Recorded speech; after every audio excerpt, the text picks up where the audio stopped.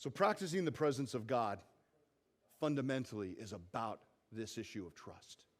Are we willing to trust in God's presence in the room with us right here and now? It is trusting in his presence even when we cannot hear him or see him or touch him. That's what we're asking you to do.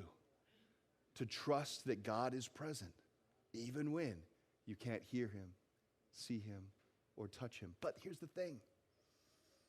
As we walk in his presence, as we try to be mindful of how he's in the room despite those affirmations, we end up beginning to sense his presence. We begin to hear his subtle voices speaking to us in strange ways. We start to see how he's affecting the world around us, and we begin to actually feel the presence of his love stirring in each and every one of our hearts. In our quest to live all of life, all for Jesus, we must be aware of the influences around us that are trying to drag us away from that and to sabotage us.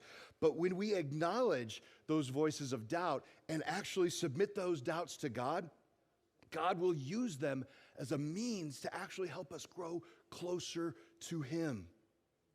I want to end today with going back to the letter of James. And I'm going to pick up a few verses before I'd read earlier. This is James chapter 1, beginning at verse 2. Dear brothers and sisters, when troubles of any kind come your way, consider it an opportunity for great joy.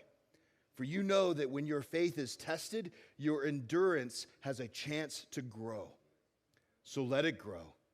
For when your endurance is fully developed, you will be perfect and complete, needing nothing.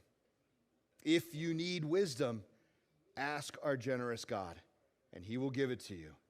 He will not rebuke you for asking. The call today is for us to put our trust in Jesus Christ and to practice living in his presence. And if you do that, I am promising you, you will not be disappointed.